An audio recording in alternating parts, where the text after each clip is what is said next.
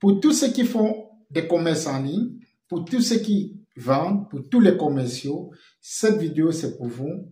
Regarde cette vidéo jusqu'à la fin. Je vais te donner les 3 qualités d'un bon commercial, les 3 qualités d'un bon vendeur. Et tu vas remarquer que grâce à cette qualité-là, lorsque tu auras toutes ces qualités-là, tu pourras vendre de tout et à n'importe qui. Tu n'auras plus peur du client, tu n'auras plus peur de proposer tes produits parce que tu seras capable de vendre à n'importe qui. Peu importe le prix, tu ne vas plus désormais t'inquiéter. Est-ce qu'il va acheter? Est-ce que le produit coûte cher? Est-ce qu'il pourra prendre? Non. Avec ces 3 qualités-là, donc, si tu prévois, si tu comptes faire dans l'investissement, si tu comptes également faire des ventes en ligne, si tu comptes également te lancer dans ce business-là, je pense que tu dois écouter cette vidéo jusqu'à la fin parce que là, je vais te donner les 3 gros secrets, les 3 grosses clés qui vont te permettre de décoller et de faire des chiffres d'affaires très énormes. Et pour tous ceux qui également souhaitent avoir un coaching, c'est-à-dire avoir un bon suivi pour exactement exceller dans ce domaine-là, veuillez m'écrire en commentaire. Moi, je vais vous prendre gratuitement. Je ne prends pas d'argent. Je vais vous coacher et vous allez remarquer que vous allez pouvoir doubler, voire tripler vos revenus. La première qualité que tu dois avoir, si tu prévois te lancer dans le commerce en ligne, la première qualité indispensable que tu dois avoir pour un bon vendeur doit avoir de la spontanéité. Un bon vendeur doit être spontané. Si tu n'es pas spontané, je pense que ça serait difficile pour toi de faire de gros chiffres d'affaires. Ça serait difficile pour toi de faire de grosses ventes. Pourquoi je dis un bon vendeur doit être spontané? Un bon vendeur doit être spontané. Cela voudrait dire un bon vendeur doit avoir la réponse à toutes les questions. Un bon vendeur est comme un politicien. Imaginez-vous un politicien qui vient sur un plateau de télévision. Peu importe la question qu'on lui pose, il a toujours des réponses à ces questions-là. Donc, un bon vendeur doit être spontané à propos de façon facile à toutes les objections qui vont être présentées par le client.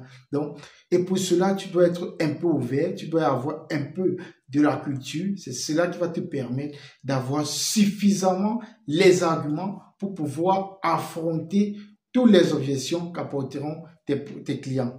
Imaginez-vous par exemple, vous voyez régulièrement ces politiciens sur les plateaux de télévision. Il arrive qu'on lui pose une question qu'il ne connaît pas. Mais il ne va pas dire qu'il n'a pas la réponse à cette question-là. Il va trouver une réponse à cette question-là. Même s'il va prendre 10 minutes, il va tourner, mais il va trouver, même si c'est un semblable de réponse, mais quand même, il va trouver une réponse à cette question-là. Donc, la première qualité ici, d'un bon vendeur. Un bon vendeur, c'est celui-là qui est spontané. Imaginez-vous qu'un patient, un client vous pose la question de savoir, mais monsieur, pourquoi vos produits sont chers et ailleurs on les trouve moins chers? Et tu dis, vous savez, non, vous savez, nos produits, c'est mort. C'est mort. Peu importe ce que tu vas lui dire après. Peu importe ce que tu vas dire, c'est mort.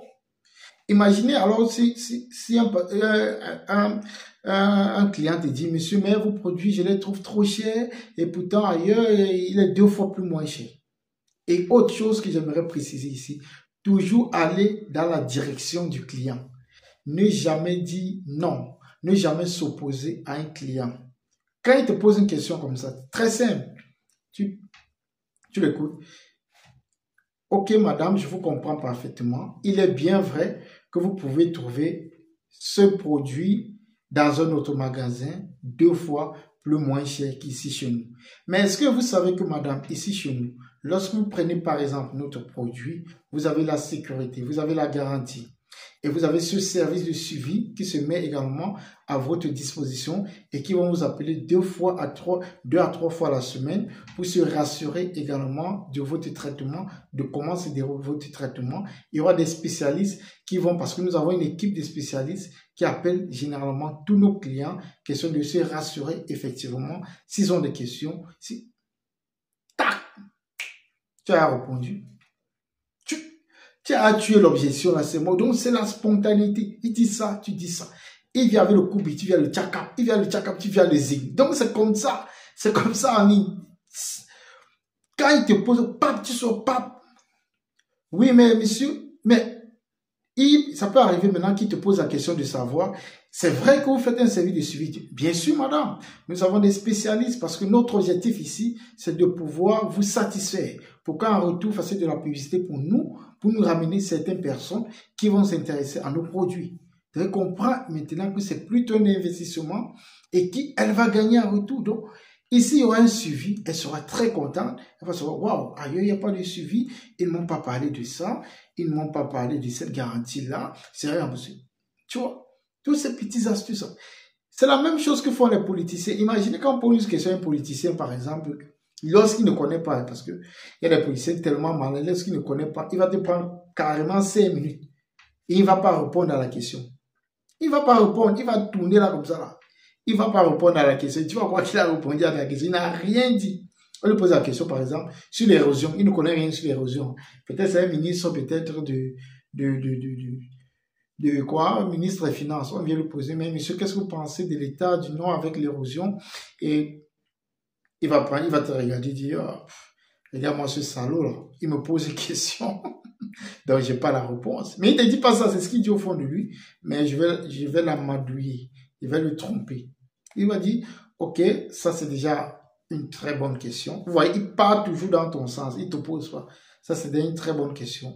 Même si vous ne m'aviez pas posé cette question dès l'entame de ce débat, je devrais répondre également à cette question parce que c'est une question qui intéresse tous les Camerounais qui aimeraient exactement savoir ce qui se passe dans le Nord. Et voilà pourquoi le président de la République, nous sommes en train de prendre avec l'ensemble du monde. Tu vois, il n'a rien dit depuis.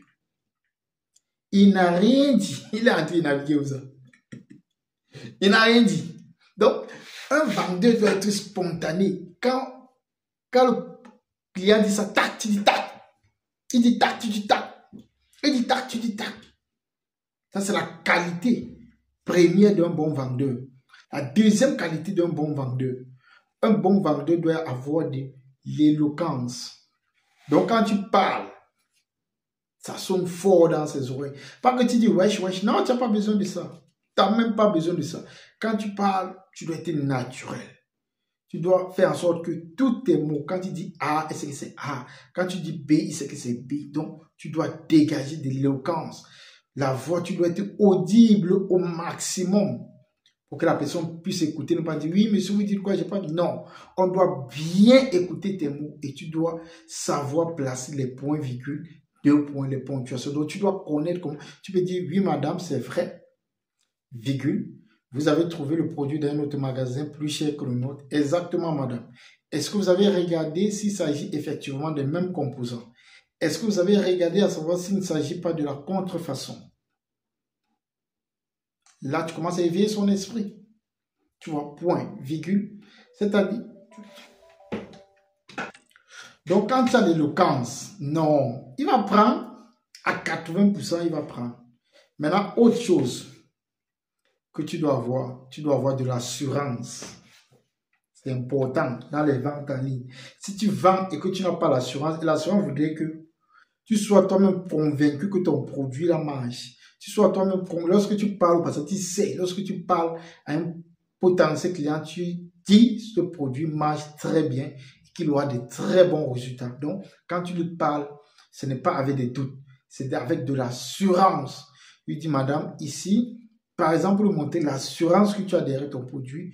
Ici, madame, lorsque vous prenez le produit également, vous avez le numéro sur lequel vous pouvez nous appeler en cas de préoccupation. Vous avez également ce service de suivi. Est-ce que vous avez de quoi noter le numéro vert?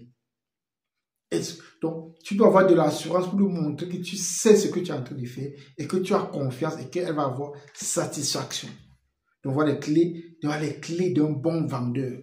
Et autre chose encore, la série sur le gâteau, c'est que la vente doit être structurée. Tu ne dois pas quitter du coq à l'âne, non. Tu dois être structuré dans tes ventes. C'est ici, présentation du produit et identification du besoin du patient ou peut-être du client. Maintenant, repos. Tu dois toujours autre chose parce que qui est très important. Parce que bien vrai, tu peux dire tout ça. Si le client ne parle pas, ça veut dire qu'il ne va pas prendre le produit. Même s'il dit oui et qu'il va y la commande, c'est à 10% s'il va récupérer. Mais si tu peux relancer le client en lui posant certaines questions, oui madame, pourquoi vous avez décidé, quels sont les mobiles qui vous ont amené à vous intéresser au produit, pourquoi est-ce que vous n'avez pas choisi une autre plateforme, pourquoi. Quand elle te parle, tu sais que oui, là maintenant, c'est bon, il va prendre. Ça, c'est les clés. Donc, si toi également, tu es intéressé pour la vente en ligne, ou alors si tu as des difficultés pour effectuer des gros chiffres en fait pour les ventes en ligne, laisse le commentaire ou écris-moi. Je vais te donner, je vais faire un coaching avec toi. Tu vas remarquer que en 2 semaines, en 1 mois, tu vas pouvoir tripler, quadrupler tes chiffres d'affaires. Et si tu ne quadruples pas, change mon nom et viens mettre le commentaire si cela ne se passe pas. Donc, je suis sûr de mon coaching et moi, je le fais gratuitement. Je n'ai pas besoin que vous payiez quoi que ce soit. Non, je partage cela gratuitement.